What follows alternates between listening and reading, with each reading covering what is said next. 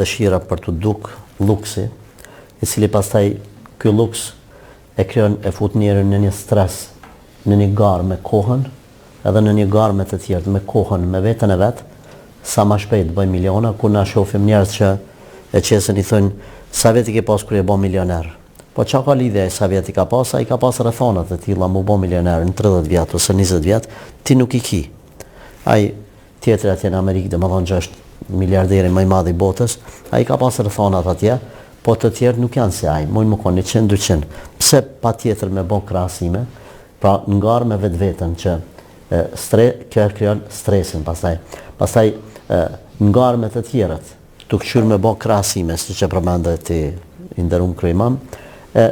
Kjo pastaj që njerin më koni pa kënaqur me atë të cilën e posedon, se gjithmonë është tu krahasu me të tjerët, jo tu krahasu me vetveten.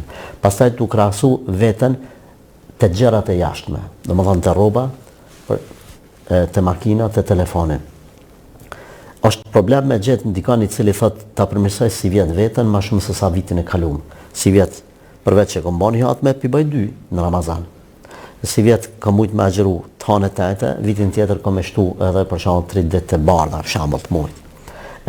Kjo ana e brendshme, kur lihet anash, pastaj vrapon njerë si vjet sa kam shpenzu edhe sa kam ble për vete. Pra, dëshira për të duk nga ana jashtme edhe të harruarit e përmirësimit të brendshëm.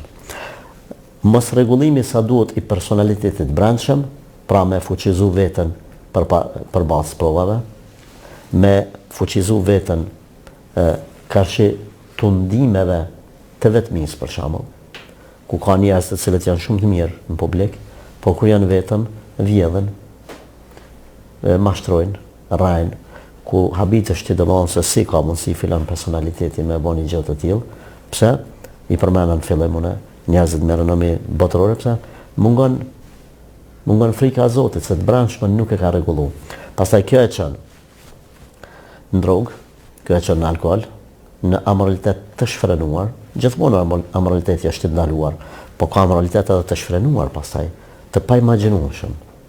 Kjo e çon edhe deri në vetvrasje. E çon deri në shkruarzim, ku na i pyesim ose gazetarët i pyesin njerëzit më të pasur të botës, a je i lumtur? I ki nëpër internet intervistat e tyre, thotë jo. Pse? Thotë parja nuk bën të lumtur.